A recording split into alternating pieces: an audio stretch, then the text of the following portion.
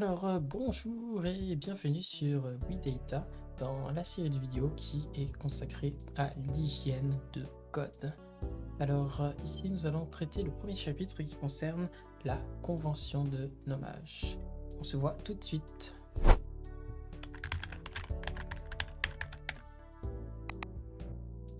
Lorsqu'on parle de nommage, je parle de nommage de symbole. Et lorsque je parle de symbole, je décris quelque chose de particulier. Donc, c'est avec ce mot que je décris des entités qui sont nommables par la personne qui programme. Donc, ça peut être des variables, ça peut être des fonctions, ça peut être des classes, des objets. Donc, c'est tous des choses pour lesquelles on peut donner un nom.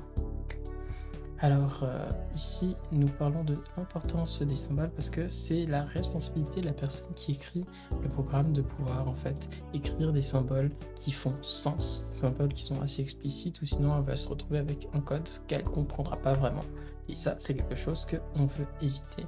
Donc voilà quelques petits conseils qui sont là pour aider à écrire des noms, en tout cas qui font plus de sens ou qui donnent un peu plus de valeur au code que nous écrivons. Parce que ici, ce que nous visons, c'est avoir un maximum de clarté, d'avoir finalement des noms qui ont le plus d'explicité possible, ou qui sont le plus explicites possible. Donc ici, ce que nous allons voir, c'est comme par exemple ne pas donner de nom vague.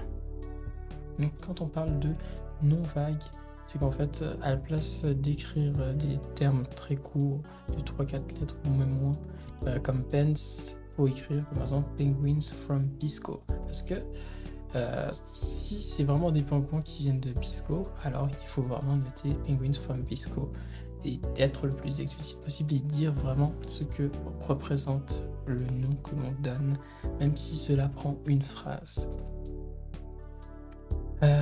Donc ici, nous allons aussi voir quand même la convention de notation parce qu'il y en a deux qui sont assez répandues.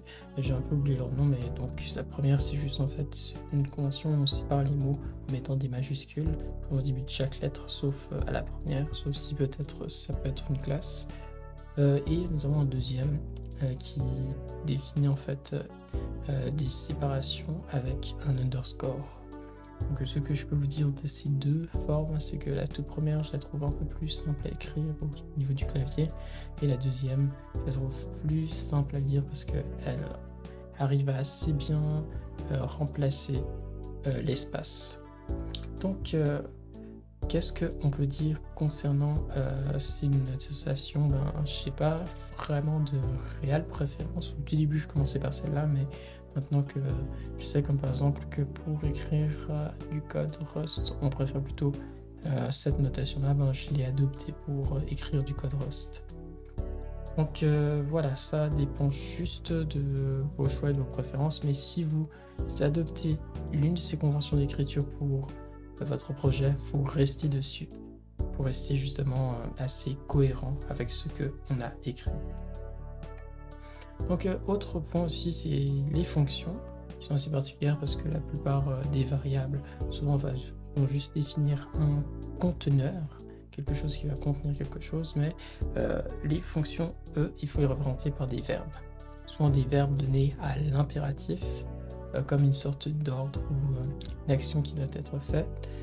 Et bien évidemment, après, ça peut aussi être des verbes qui peuvent être suivis d'un complément de verbe ou d'une suite qui donc produit l'ensemble du nom de la notation que nous voulons. Ici, comme exemple, nous avons get penguins. Donc voilà, ça c'est juste pour les verbes ou donc les fonctions qui peuvent être représentées sous la forme de verbes. Ça va commencer par un verbe. Autre chose aussi qui est très très très important, c'est de favoriser l'anglais. Donc ici, c'est pas pour minimiser le français ou dire que c'est mauvais, mais c'est juste que on a quelques avantages lorsque on développe notre code en anglais.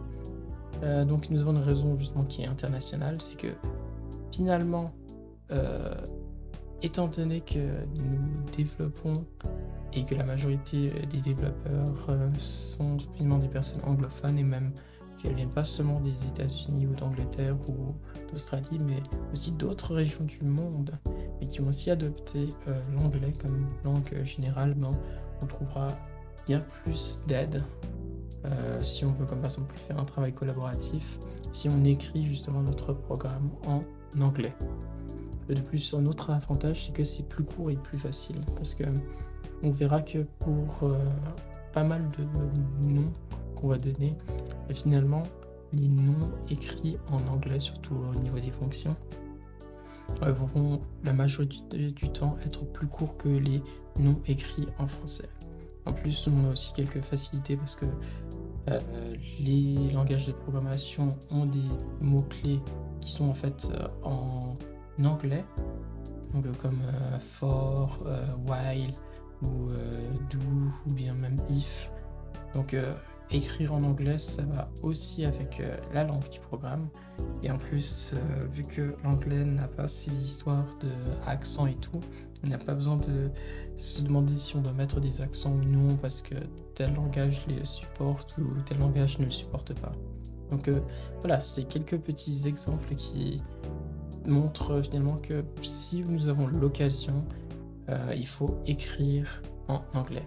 Donc voilà, c'est quelques conseils qui sont là pour maximiser la clarté. Donc je dis pas que si vous ne le faites pas, votre code n'est pas clair du tout, et qu'il faut vraiment suivre chaque chose à la lettre, mais si vous arrivez à intégrer cela dans votre façon d'écrire les noms et tout, vous verrez que vous gagnerez en clarté.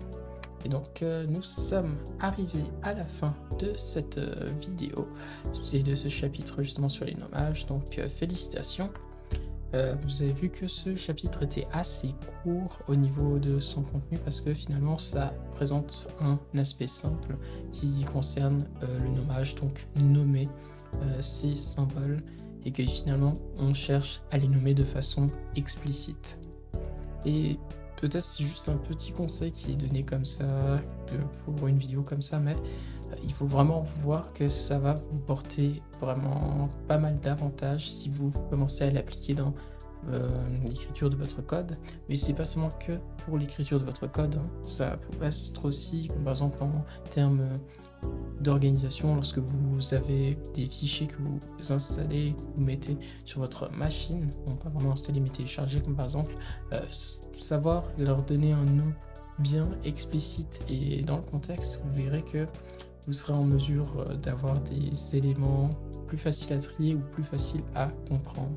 Et même lorsque, comme par exemple, vous organisez ou ranger des choses physiques, c'est aussi pareil. Et même quand vous écrirez votre code et que vous vous rendez compte que par exemple pour une variable intermédiaire, vous ne savez pas quel nom lui donner, c'est qu'en fait elle n'a pas vraiment de place dans le code parce que elle n'a pas vraiment trouvé de place dans votre pensée ou votre façon d'organiser le code. Et nous allons voir ça justement dans le prochain chapitre quand nous parlerons de la responsabilité unique, donc le chapitre 2. Donc c'est tout pour ma part. Je vous souhaite tout bon et on se revoit bientôt.